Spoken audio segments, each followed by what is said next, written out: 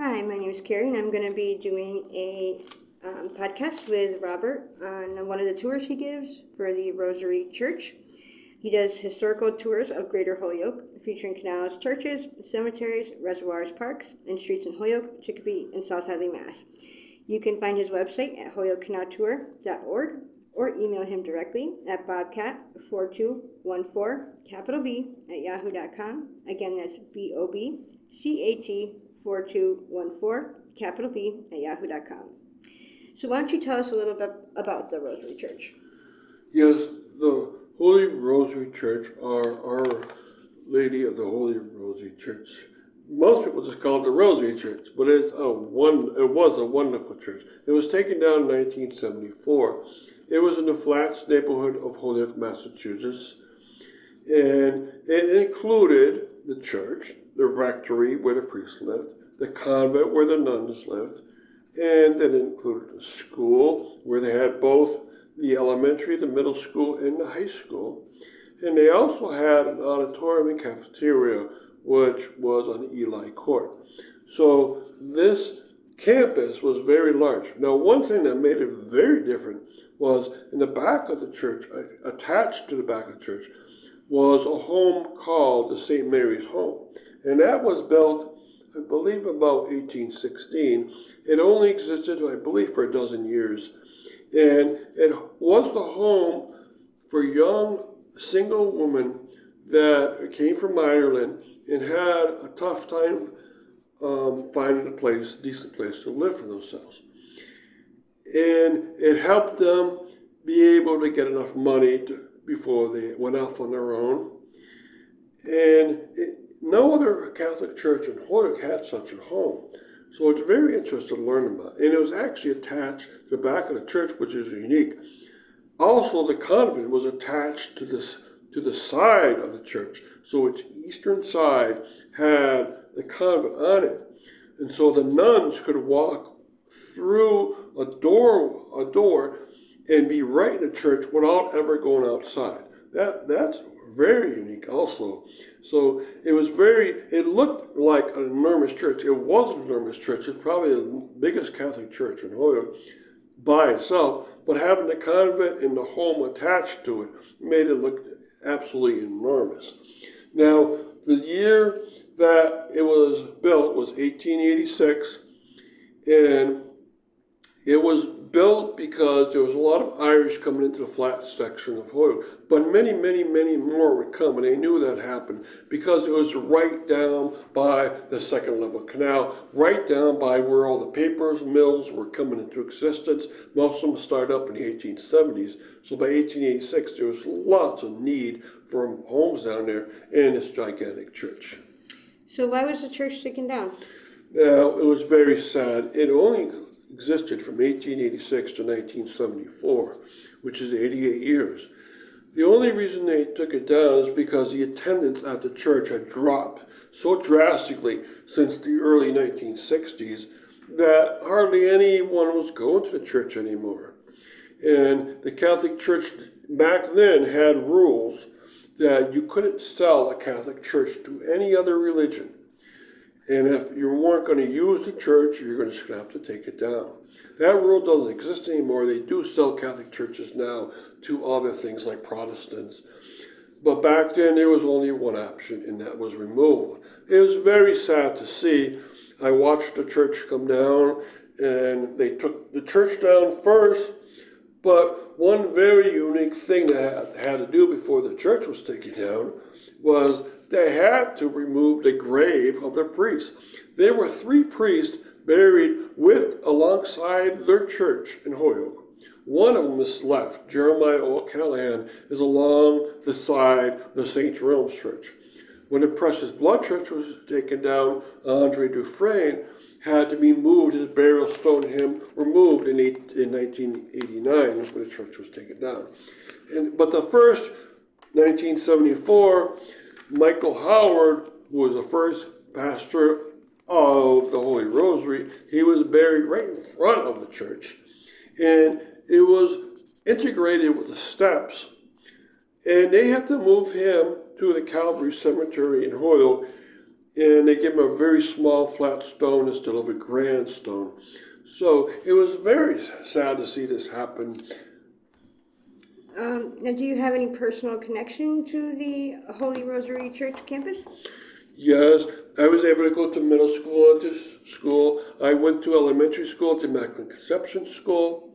They joined forces in 1971 with Holy Rosary Schools, and when they joined forces, they became a new school name called Mary Immaculate School.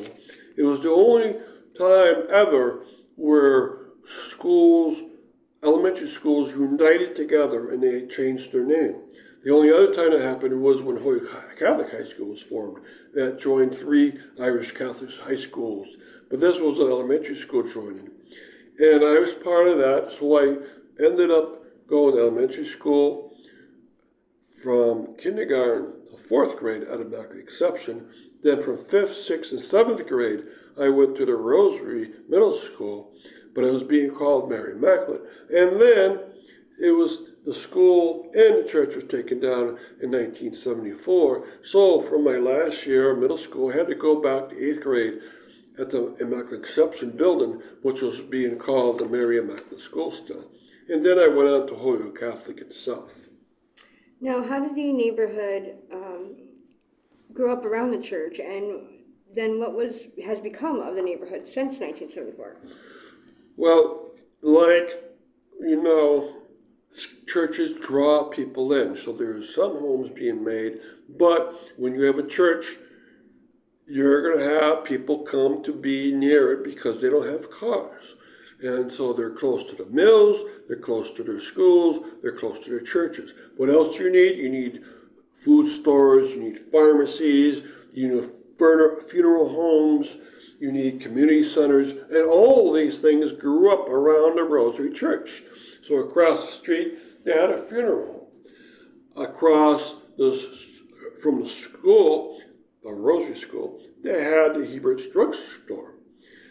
They had transportation centers down there because there's so many people that need to get around. A food store was down there. All these things grew and grew, and it became a magnet, and it got bigger and bigger. By the late 1950s, a lot of these things were starting to decay. People were starting to move out. By the 1960s, it was very obvious that the whole area was going downhill. People wanted to be out in the suburbs. So they moved to East Hampton. They moved to West Hampton, to South Hadley, and to Granby. And you find in those areas a great growth of people. And wherever they're coming from, they're coming from the flats in South Holyoke, and they had a depopulation of the area. Now, what happened to it? Since then, the neighborhood has changed drastically. It's revitalized in the sense of homes have been built there. So you go down there, you see new homes, and you wonder where have they come from. You still see a couple of tenement homes, so it's a strange sight of having tenement homes together with very modern homes. The Rosary Church is gone, but there's one thing left, and that's its church bell has been taken down, put into where the old cafeteria was, called the Eli Court now, and that bell is still in place. And if you want to visit anything on the Rosary Church, there it is. You go right up to it and see the bell. Now, what do you want people to take away from a tour or presentation on the Rosary Church?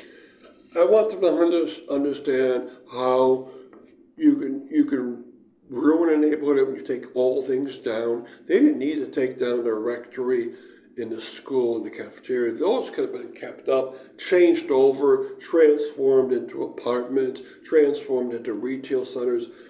If you had waited a half century, you would have that changed over. But back in the 70s, there's nothing about historical restoration. And if you go down there now, you see that the train station down there is being restored. New homes are being built. So it's a revitalized area. I want people to know that you don't have to totally destroy everything, and you can leave things there and build up again. But another thing, and the last thing I'm going to mention is, I wish they can gather a sense of what it must have been like inside of this Rosary Church. I was able to go in there probably 30 times in my life, and it always impressed me at the great size of it, and the great beauty, and the wonderful music, and how you could have such a grand building have attachments to it and make it look much larger. So I'm very glad you listen to podcasts. I hope you go on this tour with me someday. Okay, thank you so much for the answers on the church. And he does, again, historical tours of Greater Holyoke, and they feature canals, churches, cemeteries, reservoirs, parks, and streets in Holyoke, Chicopee, and South Hadley, Mass.